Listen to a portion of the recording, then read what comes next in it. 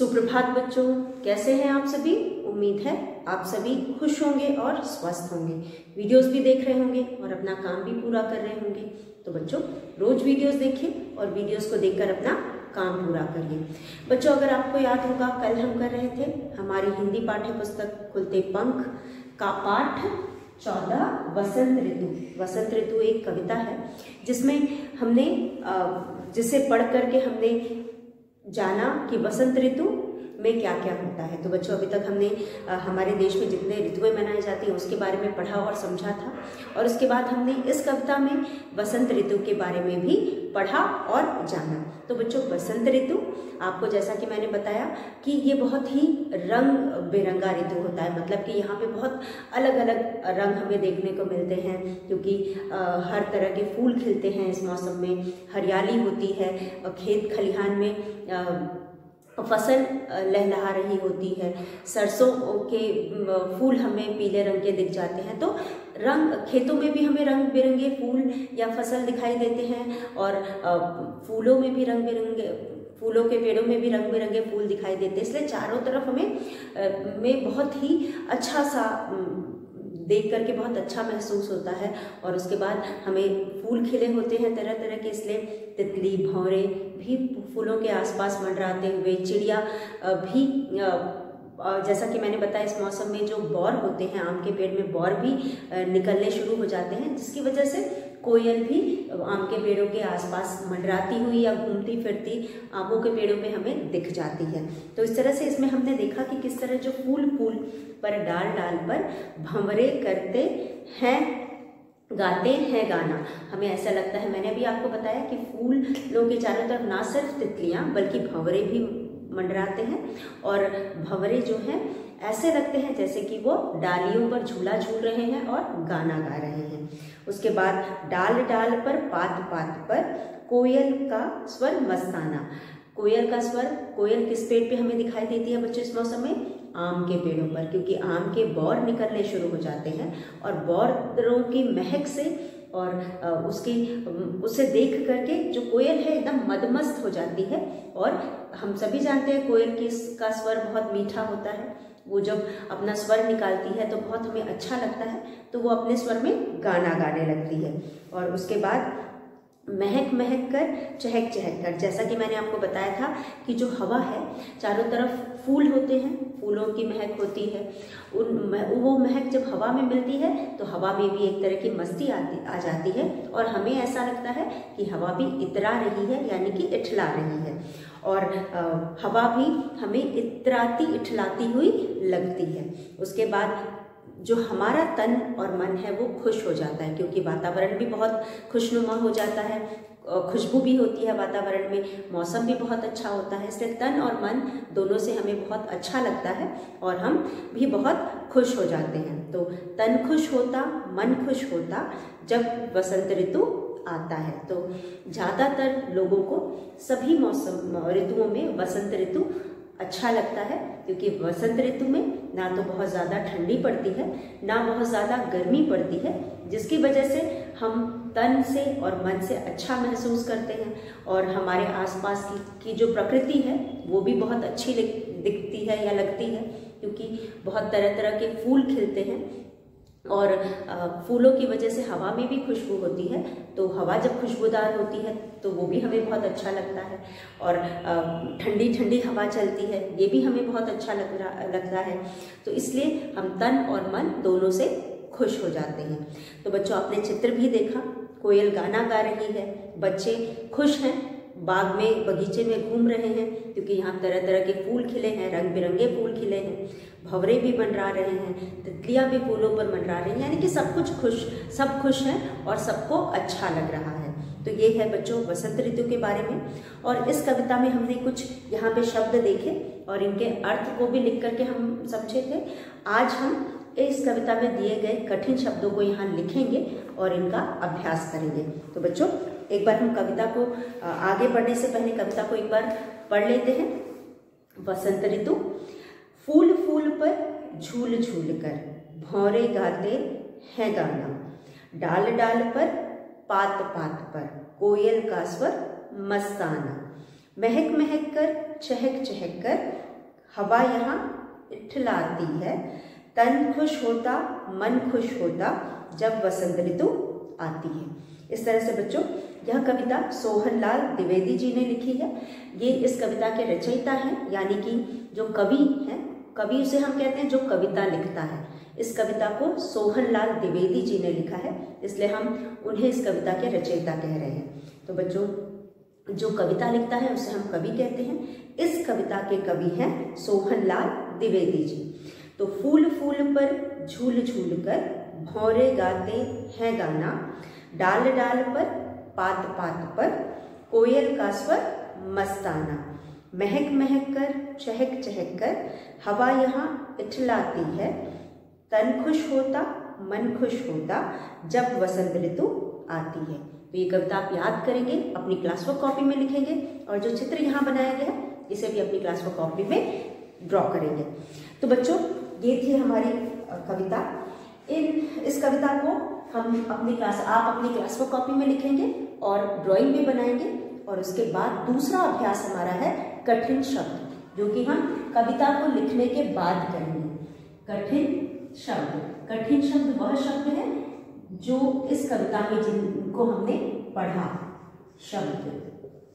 कठिन शब्द मैंने इनके अर्थ भी आपको समझाए थे। तो कठिन शब्द हम यहाँ लिखेंगे और उसे याद करने की कोशिश करेंगे। तो बच्चों सबसे पहला शब्द है वसंत, वसंत। दूसरा है ऋतु, री और त पे छोटी की मात्रा तु, ऋतु। उसके बाद है हमारे पास 3 में है फूल, फ पे बड़े की मात्रा और ल, फूल। 4 में हमारे पास है फूल के बाद हमारे पास है झूल, छ पर बड़े की मात्रा ल, झूल। उसके बाद 5 में हमारे पास है पाँच में है भौरे, भ पर औ की मात्रा भ और र पर ए की मात्रा रे, भौरे। इसके बाद हमारे पास है भौरे के बाद है हमारे पास 6 पे है कोयल, क पे ओ की मात्रा को य ल, कोयल। उसके बाद 7 पे हमारे पास है कोयल के बाद 7 पे है स्वर, स्वर के बाद है 8 में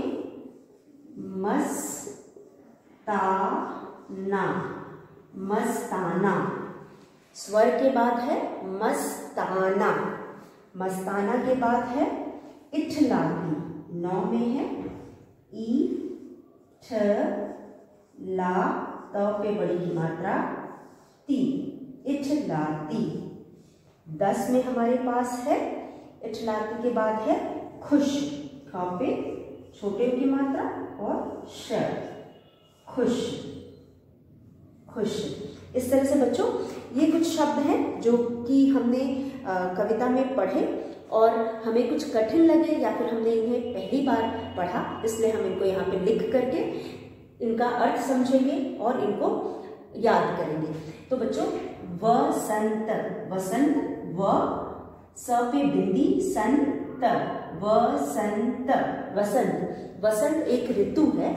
हमने इस कविता के माध्यम से 6 ऋतुओं के बारे में जाना। उनमें से एक ऋतु है वसंत। और वसंत ऋतु के मौसम में हमें चारों तरफ हरियाली दिखाई देती है, रंग बिरंगे फूल दिखाई देते हैं, खेतों में फसल लहलहाती हुई दिखाई देती है और आम के पेड़ पे बौर दिखाई देते हैं। इसलिए इन सभी की खुशबू हवा में मिलती है, फूलों की, आम के, बौर की, और हवा में मिलकर हवा भी खुशनुमा हो जाती है, यानी खुशबूदार हो जाती है। इसके अलावा चारों तरफ फूल खिले होते हैं। फूल के खिलने की वजह से भंवरे और तितलियां, चिड़िया भी फूलों के आसपास मंडराती हुई, घूमती फिरती हुई हमें दिखाई दे जाती है। और जो मौसम होता है, बहुत ठंड के बाद बसंत ऋतु आती है और गर्मियों के पहले आती है। तो ये मौसम जो है ना बहुत ठंडा होता है ना बहुत गर्म होता है, इसलिए इस ऋतु में ये ऋतु हमें बहुत अच्छी लगती है। इसे रंगों की ऋतु भी कहा जाता है, क्योंकि इसी ऋतु में होली का भी त्योहार आता है। तो इसलिए बच्चों हम में से अधिकतर लोग, वैसे तो सभी मौसम अपने जगह पे अच्छे होते हैं, लेकिन हम में से अधिकतर लोगों को यह ऋतु बहुत अच्छा लगता है, क्योंकि हम मौसम अच्छा होने की वजह से हमारे तन को भी अच्छा लगता है, और उसके बाद खुशबू होने की वजह से वातावरण बहुत सुंदर हो जाता है, फूलों की वजह से, तितलियों, भंवरों, चिड़ियों की वजह से, और हवा खुशबूदार हो जाती है। इसकी वजह से हमारे मन को भी अच्छा लगता है। तो तन और मन दोनों को अच्छा लगने की वजह से भी ये मौसम हमें बहुत अच्छा लगता है। उसके बाद ऋतु यानी मौसम। अभी मैंने बहुत सारे ऋतुओं के बारे में आपको बताया था, ग्रीष्म ऋतु, शिशिर, शरद, वर्षा, वसंत, हेमंत। तो ये सारे ऋतु हैं यानी कि मौसम है जो हमारे देश में हम मनाते हैं। तो वैसे तो हम सिर्फ 2 मौसम, ठंडी और गर्मी ही जानते हैं, उसके अलावा कुछ देशों में 4 मौसम होते हैं, लेकिन हमारे देश में हम 6 मौसम का अनुभव करते हैं, यानी कि हम 6 मौसम को मनाते हैं। तो यहाँ पे ऋतु यानी मौसम। फिर उसके बाद फूल। आप सभी जानते हैं फूल क्या होता है, बहुत ही खूबसूरत प्राकृतिक चीज होती है जो हमें लुभाती है, जो देखकर हमें बहुत अच्छा लगता है। उसके बाद झूल यानी झूलना। तो जब हवा चलती है तो हमें ऐसे लगता है कि फूल झूला झूल रहे हैं, और उन फूलों पर बैठकर तितली झूल रही है, और डालियों पर बैठकर भंवरे भी झूल रहे हैं। तो यहाँ पे झूल मतलब झूला झूलना। झ पे बड़े की मात्रा झूल, फ पे बड़े की मात्रा फूल। री से ऋषि वाला री, और त पे छोटे की मात्रा तू, ऋतु। उसके बाद फ पे बड़े की मात्रा, इसलिए हम पढ़ेंगे फूल। फ पे जोर देकर के पढ़ेंगे फूल। झूल, झ पे बड़े की मात्रा झूल।